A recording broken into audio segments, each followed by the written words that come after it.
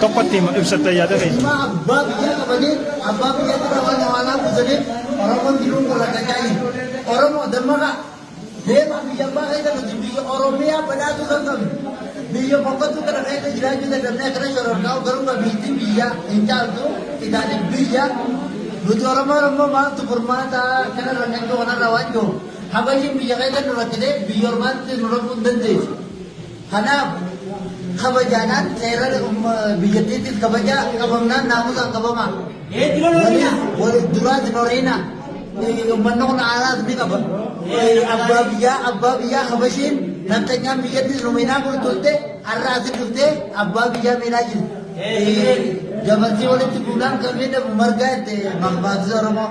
Kanaafuu Oromoo bakka intaletti kabajaan seera jalaas oolaa ammoo waan takka tan daganne Oromoon biyya badhaatuus kiiloomeetira 1,600 fi 1,600 tilmaamantu sanirraa agartee biyya daadhiyoo miiraan irra dhiinnee biqilee biyya irraa nyaannoo irraa yaadee akkana biyya maal akkatti jira sababii gabrummaadhaaf woboo maala hiriirree hidhannee biyya teenya bilisoomsuudhaan isiniin jaa. Yaada kanaan dhaabee qabda. Akkamiin itti haasa'u?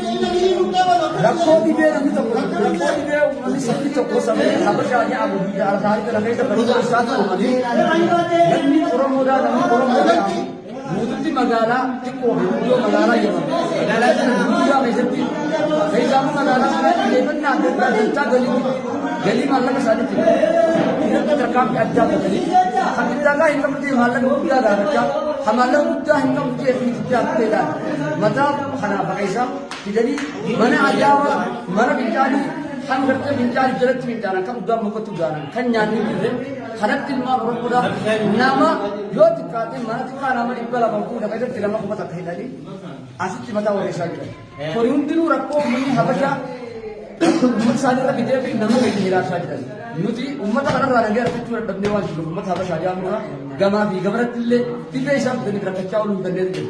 Kanaafuu kun maal nuti qabnu biyya ni qabna waan ta'eef namas ni qabna waan ta'eef jechi irra jiraannus ni qabna waan ta'eef lafaa fi lafee keenya faramannee waan nu barbaachisaa ulaagaa keenya jirree akka dandeenye miidhaganii jiraannu godhuudhaaf tattaaffii xiqqaa fi guddaa dhiiraan dhalaan godhachuudhaaf namni qophii godhuu qaba. Kanatti aansee immoo miidhaa namni maanta magaalaa sana kan akka jiraatan har'a kan duraanii hin adda kan nu qabees kan gartee ati beekamtiin isaanii asbaanii miidiyaa lafa qabnanii waan kana yoo nu wajjin illee biyya nu wajjin rakkoo hin qabnu garuu ammoo horiitanii waan adda addaa keessa galtanii makiinaan waan isin dhahuun uummanni shiibaa nama qabu jira shiiba jaaranii waan ta'eef shiibaa horii nama qabu jira kanaafuu uummanni jajjabaadhaa fuuldurri gabbina uumaa yaadinaa injifannoon uummata Oromoo. Olessi jedhe kun jechi saadhuwaadha. Maali yoo ta'u biyya keenyattis yoo galles biyyi teenya Oromiyaa badhaatu. Nu dandeettees biyya nama biraatu dandeetti. Maali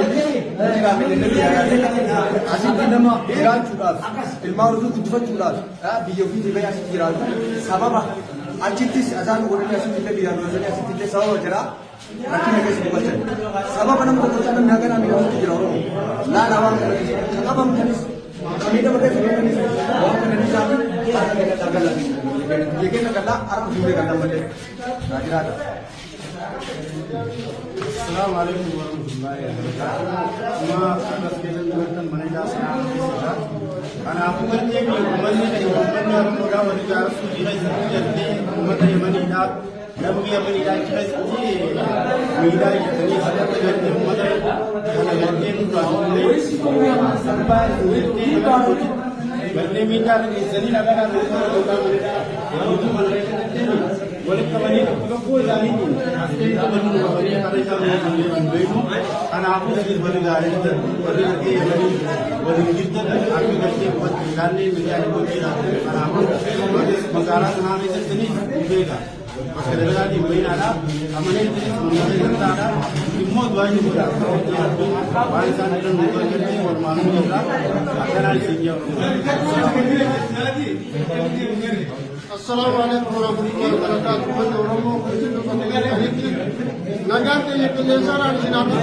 أنت مسلمين ورمو جبته وكان كريستانا كاتوليك. جرا جرتو بدر جراتن بدر جام جراتن بدر نجيسان سوريان هم جيسانو. Ada rakun kenya gantani bakakan kawali kaben huje. Nujilman oromo gante, Pakistan ati Islam ati gante. Samu kamna samu beina nuji gante wara bani kabumi wara ya kabumi ji. Kawaban le subata birati nama birat nujimo asika kide. Kabame kide ram timida minman oromo jeju bai tegi minman oromo jeju. Kanamu rakam biat kide jala kata nujala kamne. Bakaun gante chulawa balesan gante nama birat garu ini kamu mau mesti nama orang mau jadi. Tawada kan makam ni agaknya, amma baharan baru kaji rugaknya, agaknya Rahman yang buat amnya pabur agaknya. Nuti mau ada lagi antara agaknya, agaknya umum ofi timbulai jiratulai jirenya nukutani agaknya. Kawaban ni suara kuwe garat agaknya nama aja sufi. Nama agaknya malak hawala rabu sudah agaknya ulai nama tu mukacap tu. Umat Arab aja tu. Segala والكابسانين كابساني دكتوراني ولا دبراني أم عربة جربان جاتو تيجاله كأكنا بدهم جلون من تيجوا تا أكنا بدي هبشوا تا نتيمو إلمان أورما بكجلو سيناموني بيا كأكنا كمكمني كبدين كمني وان نمتا نمون فودا نوان نمتا يمو برتة دكتوري سانسيران جلوه جو تنابو إلمان أماتو كويس ولو مهان كارات تنكمون مكاوه دا جدرسينه مالك رابون جوان أكسيله كمو Kapatnya lagi ang diraju jirau naganya ang bunyi hutan yang karagane nyanyi diraju jirai itu. Jadi akan kalau kuno nama ni kuno di ada kalau membakar dela gati kalau mandon ni semua datang kuno di gambar-gambar itu kuno orang itu luar biasa. Karena anda bakajir tanitu umat orang muda magala sana ada sejiptan. Aku bau kabata hingga orang ni mau lal. Oleh karena anggo ayo berakap janile sini nuberak abatan tina abata nura mormata nura kalmata sehingga nor ube garte abajola ube na mi debje chawarra garte nu tidala garte humna kenya nu kine uta kenya nama jala gande pula di bishara taroine man nama taroine tinjira kayu nu akka yakamne tanako nu dama sehingga. Assalamualaikum warahmatullahi wabarakatuh.